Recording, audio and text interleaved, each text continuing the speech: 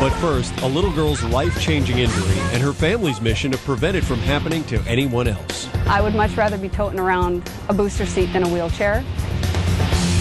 Good evening. Julie has a night off. Beginning July 1st, state law will require every child under the age of 8 to be strapped in a booster seat. This change comes in large part from what happened to 8-year-old Brinn Duncan. The Moorhead girl was not in a child restraint last year when the car she was riding in hit a tree. Brinn now has to use a wheelchair, and Carol Evans' Carla Holt has more.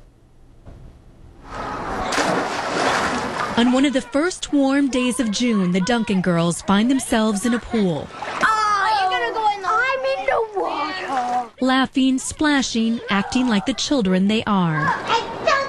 All of them, including 8-year-old Brinn. It was hard. Very hard.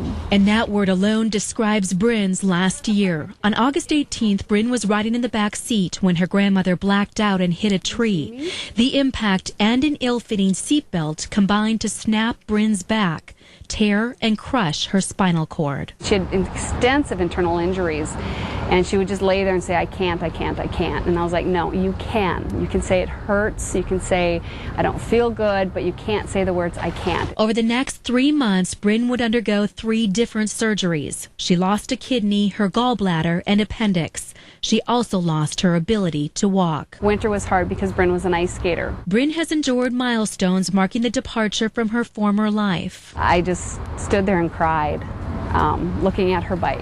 Brinn, ready? But what might sideline one person has not kept Brinn from jumping back in and even helping to save the lives of others. There are days where we cry. This February, and with Brinn by her side, Dixie Duncan testified in front of Minnesota legislators, saying it's time for a new state law, one that requires all children under the age of 8 to ride in a booster seat.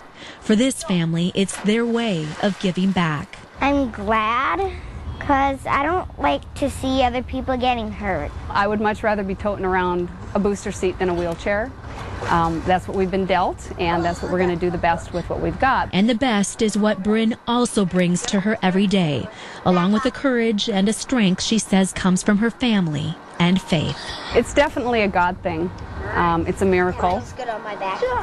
Tonight, nearly 10 months after her tragic accident, Brinn and her family received some deserved recognition. The Minnesota chapter of the American Academy of Pediatrics gave the family their annual Child Advocacy Award. That honor in light of the family's work to get the new booster seat law approved. As for what is next for Brinn, she still has a couple surgeries to go through and she has therapy every week. But this summer, she plans on playing baseball, riding horses, and going to camp for the very first time. Amazing little girl, Mike. Her physical strength is very impressive. She's incredibly strong from waist up, and that is what she's doing to accommodate her new life and making it work for her, really. I wish him well.